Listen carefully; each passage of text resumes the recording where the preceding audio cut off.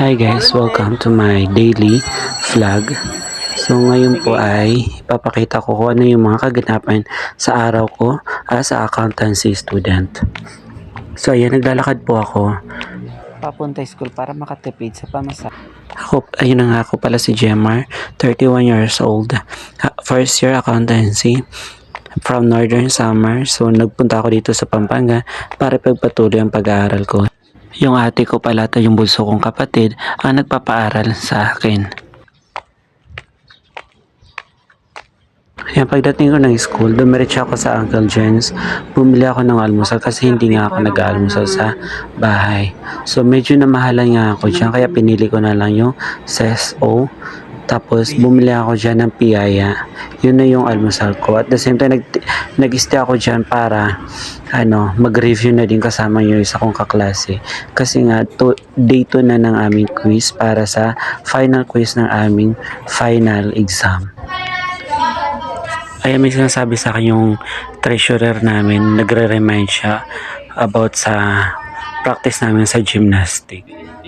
Ako nga pala ang class president ng section namin, kaya sa akin nila sinasabi yung mga gusto nilang sabihin. Nagre-request yung AB kung pwede walang klase ng 31. Kasi walang practice ng 31 kasi uuwi sila ng probinsya para sa UNDAS. Ayaw nga. Ayun, dalawa pala yung section sa school namin ng accountancy na first year. So, kami ang BE1EE. Tapos yung sa kabila, BE1EE. This is part of associated learning. My choices. Siyempre, hindi mawawala yung kakulitan ko. Kinuha ko yung chichirya ng kaklase ko, tapos binigay ko sa ibang kaklase namin. Ito maingay. Sa'yo na yan. Tapos ayun, sama-sama na naman kami para maghanap ng pagkain. Actually, lunchtime na namin to. Dito kami nag-lunch pala sa Walter Mart, food court. Bagong open lang to, guys. So talagang maganda pa siya, malinis. Hindi pa masyado crowded actually. Kasi bagong open nga lang siya.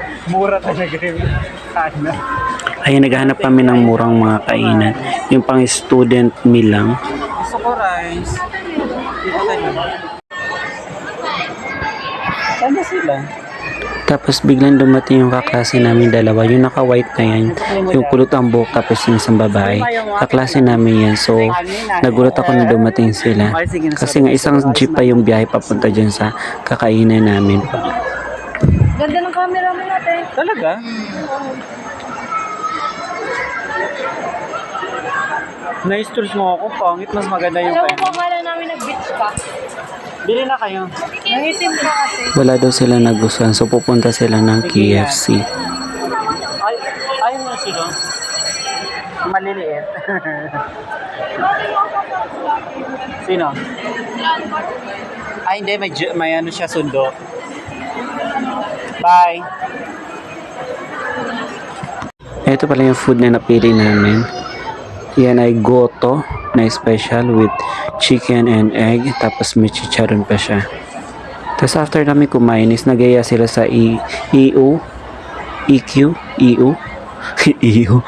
ko alam.